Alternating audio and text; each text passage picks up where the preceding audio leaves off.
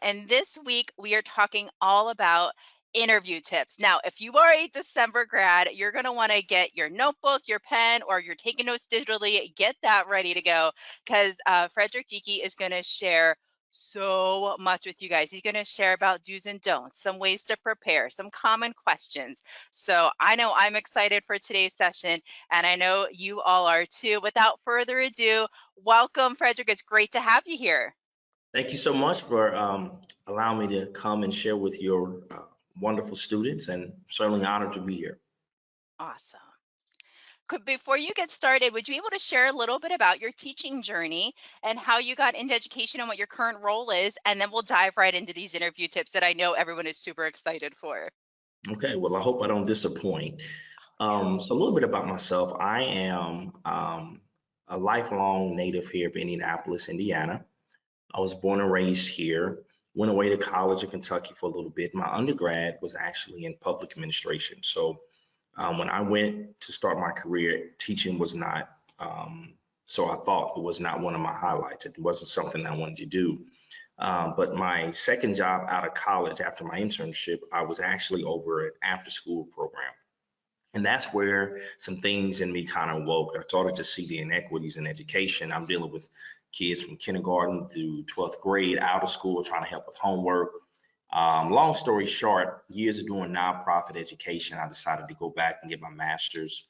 There was a cool program called the New Teachers Project, which basically worked with transitioning adults who have degrees in other areas, but you'll go back and get a master's of art in teaching. So it was called the Indianapolis Teaching Fellow. So I went through that fellow program and haven't looked back since, got some other degrees and added some things and got into education. And now I serve as the vice president of international, well, actually a national model private school called Providence Cristo Rey. We work with inner city students, high school students, giving them a private school experience for little to no charge. We do that through the vehicle of teaching them how to operate and work in corporate America. So a wonderful opportunity. Married, 3 kids, family guy, love sports. That's enough boring stuff about me, but that's how I got here. And hopefully I can share something with you. Recently, about 4 months ago, I decided to volunteer to be a part of Kappa Delta Pi, working on the executive council, also their board of directors. So happy to serve in that capacity and offer as much perspective as I can. Wonderful. Well, it's great having you here. I love your journey into education. And currently, I love how you say we're serving students as a vice principal. That's amazing. So, as a vice principal, I'm sure you have lots of experience interviewing teacher candidates. So, without further ado, let's see all these tips and tricks. I know I'm excited to learn more. Sure. Thanks so much. So, name is Fred Yakey. You can follow me on LinkedIn. I'm also on Twitter. I try to put some things, some good tips out there to keep us educators encouraged. First, I want to tell you thank you for deciding to go in a field that is absolutely needed and often underrepresented in a lot of areas. I like to believe that this is not just a job, but it really is a calling. It's a ministry, if you like to say that, this is something that impacts every human being's life, and everyone needs a great teacher and educator. So I just want to jump into a few things as I was thinking about what I can share with you last night. I wanted to make this very interactive and make it fun, but also talk from a standpoint of what I think many people are lacking as I'm interviewing people. In fact, I have 2 interviews later on today via Zoom, but I really think people are lacking. So I want to talk to you about a couple of things here. You see my title, I put Interview 101. I thought that'd be pretty cool since, some of us aren't too far removed from college. But I want to talk to you about a couple of things. The first one are common procedures, common things that as people are interviewing you, these school districts, these principals, these vice principals, there's certain procedures and certain things that are in place before we actually call or schedule an interview. Second thing I want to talk to you about are some of the common interview questions. These are questions that are often asked, but I want to tell you why they ask so you can prepare how to respond. Not respond as, oh, that's a pretty good common answer, but respond where you actually can tell a little bit about your why. I'll talk to you a little bit more about that.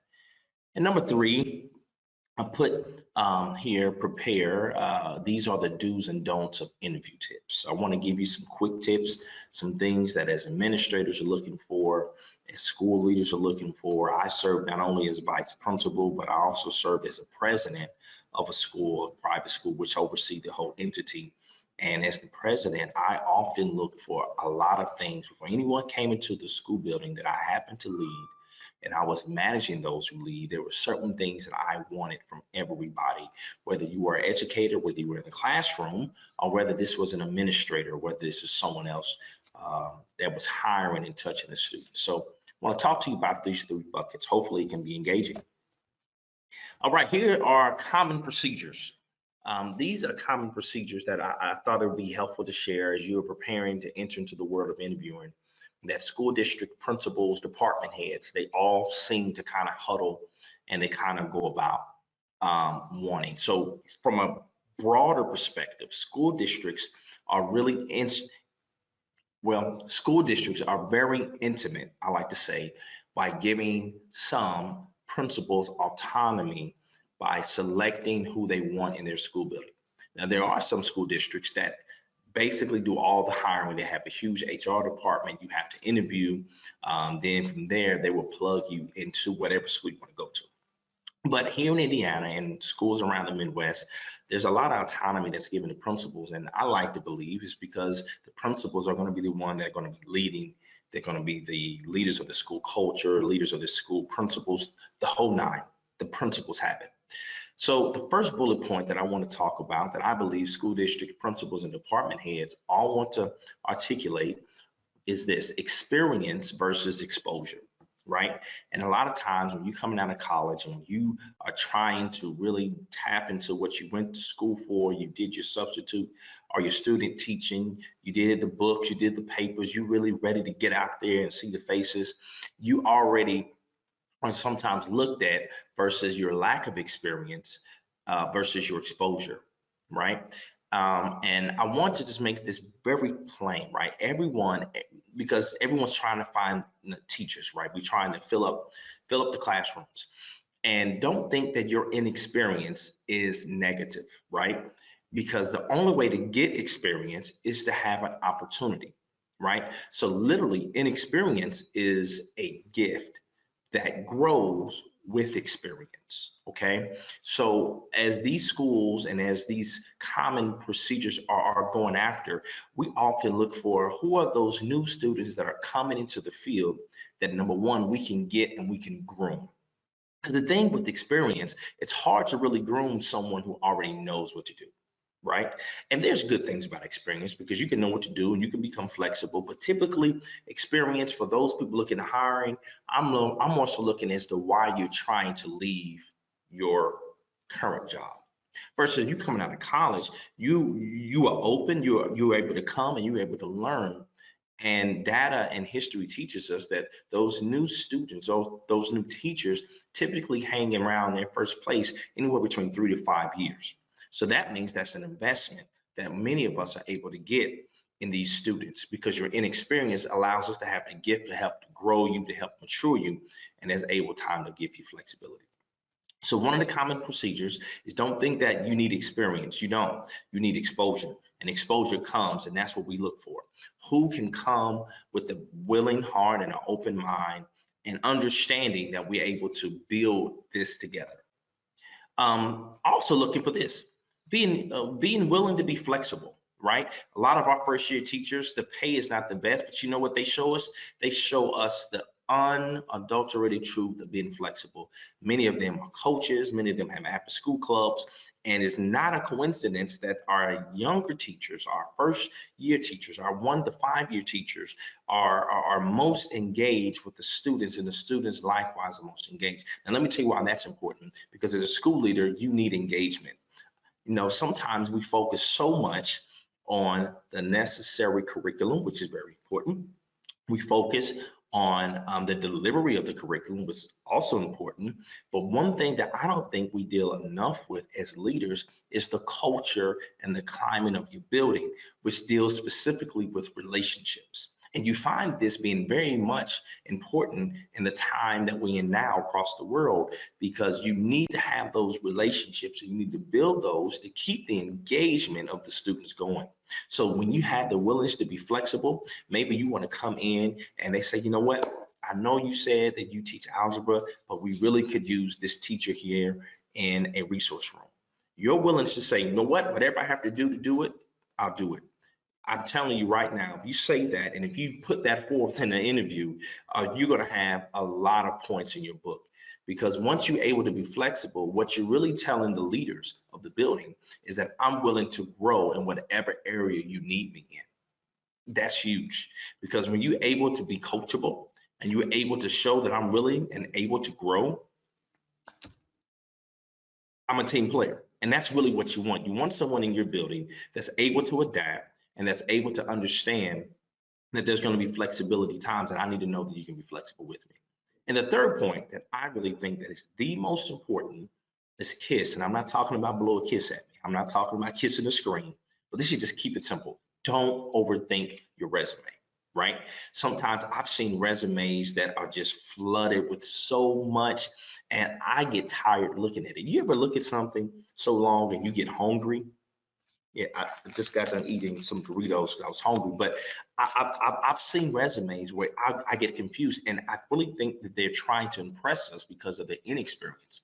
But let me tell you something: the simplicity in a clear, concise resume that specifically talks about who you are, what you've done, and what you want to accomplish is gold, because you're going through so many resumes. You want to make sure that things are clear. You want to make sure that you can articulate, and you want to make sure that things are up to date, that we can look and at a very quick and an intentional level, see where you're at. Don't overthink it. Just keep it simple, right? Because at the end of the day, if you notice, resumes have certain captions. They have certain words that are bold, that are bigger, the bigger the font. And the biggest font on your resume should be, guess what? Your name. Your name. I've seen resumes where the names were the smallest, the emails were smaller, but your name speaks to you, who you are, why you're applying, and what you want to accomplish. Your name holds a lot of weight, and that's why you want to keep it simple. So those are just some of the common procedures. I want to talk to you about what are some of the common questions, right? And the first one is so common, but it makes so much sense, right? Tell us a little about you. Okay, so I know you're asking, like, what are they really asking? Do they really want to know what you do? Yes and no. We want to know about you, but we don't want to know what you want to do for a hobby. We don't want to know if you're a gamer, if you like to cook, you watch Martha Stewart, you like to kick back. Yes, that's you, but don't tell us all about you. Think of it like this. Another way of saying this question is, what about you makes you perfect for this job in this time? So you need to tell us about yourself, but specifically tell us about yourself as it relates to this job. I give you the question, or I give you an example. Hi, my name is Fred Yankee, and I'm applying for the third grade position, the third grade teaching position at the local elementary school. So they asked me to tell them about myself. So I begin to tell them about why I became an education, why I'm so intentional. Hey, I wanted to become an educator because I remember my fourth grade teacher. I was failing in class, and she really helped me to understand the power of homework. And I never forgot her name, although I had all kind of other teachers. I never forgot her name, and I want to make that same impact. So how does that relate to me now? I wanted to go to college to be an educator. So the things that I did, I teach. I teach basketball because I love basketball. Everything I do, I just seem to teach. I love to cook, so I want to teach my friends. So I told them about me, but I told them why I'm the perfect job while I'm telling them. So they're really asking not just about you, but how can you be the best fit for this job? Does that make sense? Now, if you're anything Yeah, like me, you yeah. might I'm be, sorry. I just want to interrupt. I love that example because you were able to fit in like your hobbies and stuff that you like to do into that answer without saying, I'm a gamer, I like to cook, I like to, yeah. relax, whatever it might be. You added that in, and I thought that was brilliant. That was really cool. Good, good. And Doc, keep talking back to me too. I like to Of talk. course, And I yeah. was going You to can. say, if you're anything like me, I love talking about myself. And because I just love me, right? Because you got to know you before you go anywhere else to work. Because if you don't know you, how else can people discover you, right? You're a person going into a job, so you have to know your tendencies, you have to know your challenges, but you also have to know what is the best way to communicate to you and how is your best style of communicating. So those common questions are really from our perspective, us wanting to really know who you are so we can best manage and get the best productivity out of We have a question, if you don't mind. So it. there's another common question. What are your, share some of your strengths and share some of your weaknesses. Now, we could always spin that weakness question into a pseudo strength or not. So what are your suggestions for that question? Wow, that's good. Yeah, yeah. What are some of your strengths and what are some of your weaknesses? You know what? I always like to say that let me tell you what they're really asking. They're asking, we are asking that question to see if you know yourself well enough to be transparent about where you want to grow. That's really what Oh, that question is. We want to see because education, teaching is all about getting immediate feedback, back into your classroom, teaching it. How can you evaluate it? How can you get better? It's a daily improvement. So if you can't tell us where you can grow at, that basically let us know that maybe you don't really understand where you at, which is fine, right? Because sometimes you can go into places to do it. So let me tell you how I would answer that question. If they would ask me, if someone was to ask me, what are my strengths, what are my weaknesses? I always start with my highs. I talk with my glow. Hey, I'm energetic. I love to interact with people. I build relationships. And these are areas of opportunities I would like to improve in. I would say something that I want to prove in that is real, but also deals with my strength. Because sometimes you can have a strength that can be a weakness. Sometimes I get too involved in some of my conversations with my students mm, that I oftentimes blend that over in my instructional time. okay. Or you can say, you know what, an opportunity for me to improve is actually to build more of my instruction time to make it more friendly. So you can still talk Yeah. about those things, but I would say build off of your strength when you do it, but not in a cocky way, right? But you want to Yeah. show it in a way There's a that difference. there's a huge difference. And we have another question, if you don't mind, related to this. Charisse asked, "What interview tips do you have for introverts who don't like to talk about themselves?" So, what would you suggest, like maybe getting started with introducing yourself if you're an introvert? Yep, great. So if you're an introvert, it's real simple. I would say only talk about your why. See, this is why it's Mhm. going to my other questions. It goes to like, why do you decide to become a teacher, right? Why do you decide to become an educator? I would say talk about your why. Why did you say, I don't want to do anything else? Although I could have majored in it, why did you major in teaching? And that should kind Okay. of open up something where you can Mhm. tell a little bit about that unique decision that caused you to do it. So it's basically telling a little bit about this is what I want to do, right? It's almost like someone asking your name, right? You're telling your name and they're like, wow, that's a pretty name. Where's it from? Either you know it or you don't, right? Mhm. But at least it should open up a question. So I would say if you're introverted and you don't feel comfortable talking about yourself, talk about your why. Why am I becoming an educator? And why is Mhm. it important to me? Why does this matter? So important. And your why is something you need to focus on, and it can change throughout your teaching career and your teaching journey. But it's always that main focus that brings you back to education when you're taking your final exams or whenever you're preparing for student teaching. It's your focal point. That's excellent. Awesome. And I see that you have another common question about classroom management. Is classroom management an area in which some many student teachers might struggle with right off the bat as a first year educator? Can you share a little bit more about that? Sure. I think classroom management is very important because classroom management deals with the environment, right?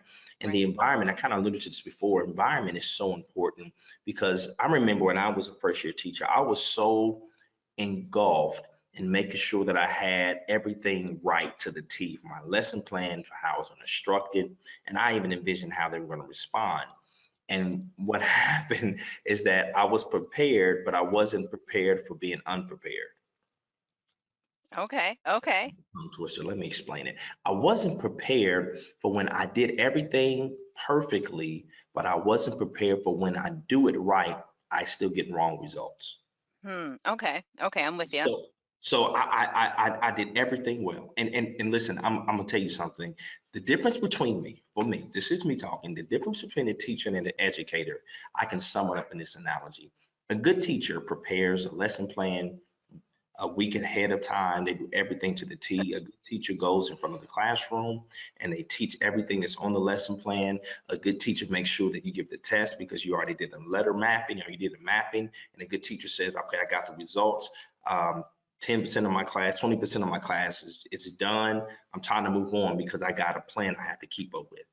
But the educator comes in and says, if I did everything well and if half or more of my class is failing, I did this wrong. So let me go back and redo it right now. Yes. I had to learn how to become an educator after I failed. So Mm, classroom management deals with the educator in you.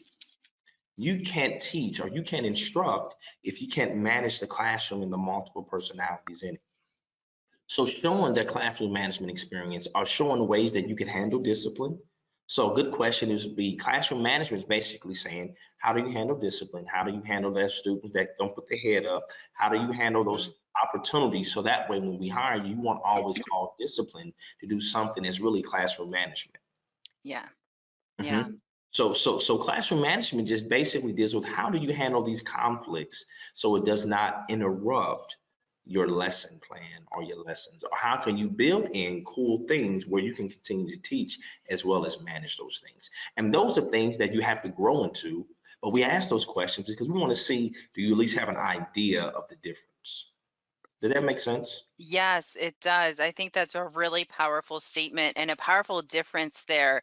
And I think as educators, as teachers, we can grow into educators. Yes. And we can also start off as educators of excellence. So I think that's beautiful. Thank you so much. No, absolutely. If there's any other questions for common questions, let me go. I mean, so let me know, not let me go, but let me. We're I good. don't. We're good. We're good to go for now. Yeah, I'll keep you posted. Okay. Now here are a couple of do's and don'ts. I just want to just put this down because as we interviewing, it's important to understand what to do and what to don't. So these are just very common things. Again, my whole purpose, I just want to keep it simple, right? Because when you get into an interview, guess what? You kind of already made it. Now it's up for you to kind of tell them more about you in a more intimate way. So it's very important because all of our interviews now are being done by Zoom. Yep. So let me just say do, even if it's do, be professional dress, right? Because I can't tell you when I was leading schools, one of the most uncomfortable conversations is when I had to deal with our staff on how they dress because it was not modeling the level of excellence that we want our students or the younger minds to have, right? Because although you are a full adult, you still have to come ready to work whatever your dress uniform is, right? You're on stage, you got to be ready to perform. So even in an interview, that's going to be important because we're looking to see how well you prepared that. Also, be conscious of the background that you may interview in Yeah. virtually. Yes. Just little things like you may get a pass or two on slow internet speed. I get that. But want to make sure your internet speed is okay. You want to make sure your background is okay. You don't want to see anything questionable in the back, or you don't want any questionable noises because that can be challenging. So you have to have a little bit of planning and preparation. Put on your calendar, make sure you go to his place. You can test out the Zoom. If you can go to a library, right? A quiet room. I like libraries because they typically are quiet and Yeah. you can go to the room, you can do things of that nature. Don't wear casual clothing. Don't assume that although it's casual that you will be there. I often say you always want to aim high and hope, and if things don't hit that way, you'll land somewhere in between right or wrong, right? So don't just casually. Don't just think about my virtual background is fine, right? If you have an automatic virtual background, you want to have something professional. Don't have something like Star Trek No behind it, beach behind us. right? Are little kittens, right? You don't want to, but you just want to keep it back, even if it's a color, a brown color. You just want to make it all about you. You don't want anything to be distracted. So that's a quick do and don't. Yeah. Another one is to proofread your resume, not just by you, but have someone trusted look at it.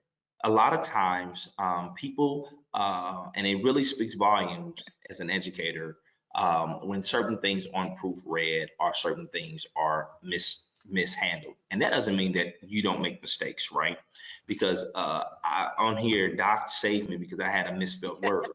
Okay, so I'm a witness that proofread works, but for your resume, that should be that one document that you are constantly looking at and you're constantly updating more than anything Yes. else.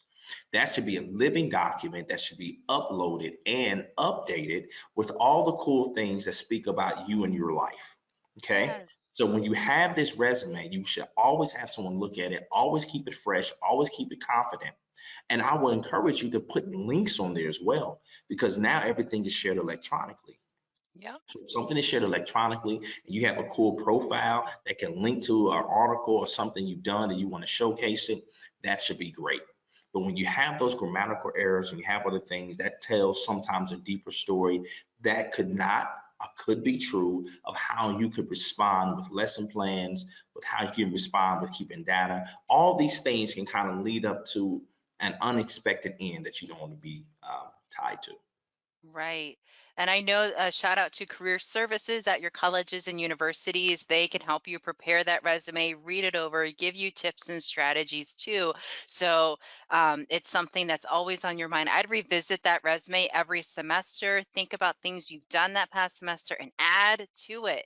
It just shows all of your awesomeness. That's awesome. Yeah, everything like Doc said, just do it. Yeah, I wish I was that smooth saying it, but yeah, that's what you want to I do. just got it from you. No, no, no, no, you smoother than me. Real quickly, also do your homework. Like do your homework on the school, do your homework on the system. You can look at the grading scale. What is the discipline data? What's the teacher to student ratio? Because you want to know as a first year, you don't want to be that one teacher to 30 students. Now, you can learn by the fire, but it helps to kind of understand what you walk into. And this is something I think is really cool. When you do your homework, what's the teacher evaluation system? Meaning you want to go to a school where a principal is going to give you that feedback so you can develop properly as that first or second or third year teacher, right? I always love whenever I got feedback where they were coming to observe my classroom and they gave me that quick feedback where I could look at it, I could say, you know what, that's right. The worst place to be is when you never evaluate it and no one ever tells you what you can improve in, Mhm. right? And as a Mhm. teacher, you always want to know what are these things that I can grow in. And when you do your homework for these schools and for these wonderful, whether it's a private charter school or for those that I'm dealing with, or for these wonderful school districts, these things like discipline data and teacher-student ratio are like free. There's all kind of data out there, and you want to make sure that you prepare yourself. Try not to Yes. assume everything will be shared with you during an interview. Because if you come in with this information and you happen to maybe speak like this during an interview, that's going to be a huge bucket that you did your homework and you're asking those questions that they could be prepared for. Right. Real quickly, a couple more things that I think I'm running out of time. I want you to understand that when you do, try to have a lesson plan ready for Mhm. distribution. That means that you already thought about it. Hey, here's an example of a lesson plan. This is how I write lesson plans. And even if they don't ask for it, prepare to send it because you want to make sure that you distinguish yourself from other people who just have a cool resume. So you actually have evidence with your resume. Yes. That's awesome. Last but not least, you want to bring energy, joy, and excitement because enthusiasm speaks to your presence. Presence is what formulates relationships with not only teachers, but parents and your students. If you have a strong presence, you have a strong culture in classroom. And prepare to show that presence, prepare to show that excitement, prepare to come ready to teach a lesson. If you have to pre-record it, you can do that.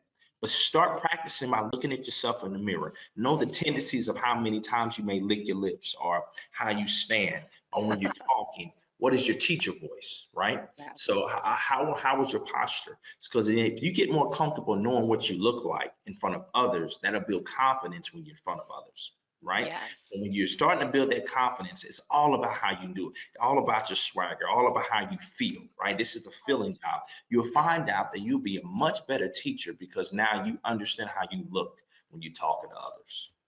Okay. So those are real Absolutely. quickly some do's and don'ts. I got one more quote for you. Real education should consist of drawing the goodness and the best out of our own students.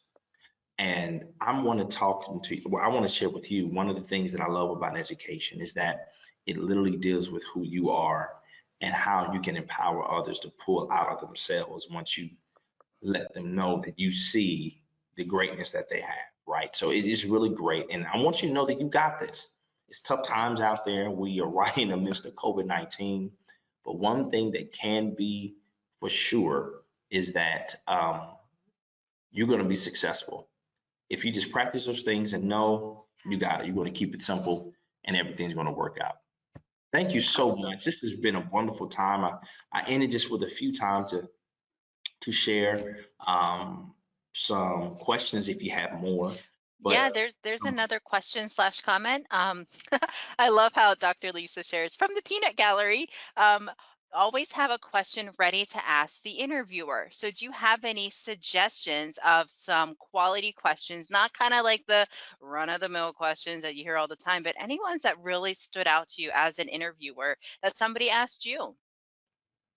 That's good. I went back to here. I think questions dealing with doing your homework will be helpful because you want to ask questions about how your job will be impacted or how can your job be more impactful. So asking things about specifically the school, grading scale system, the expectation, but also you can ask a question that a lot of people, I know educators really want to hear, right? If I was a school administrator principal, what is the average of your teacher turnover, right? If the teacher turnover is every year, that typically is not a teacher problem, it's a leadership problem. Interesting. Because that lets you know what climate you're going in. If the average teacher, if the longest tenured teacher there is 3 to 5 years, that's an issue. I would ask that question. That's a good one. That's a really good one. Thank you. All right, Fred, thank you so much for your time for joining us on this afternoon. Fred, thank you for the awesome tips and strategies. So next week is our last KDP webinar for student teachers. It's Deborah Shamik, who's going to be sharing about focusing on your why, which blends beautifully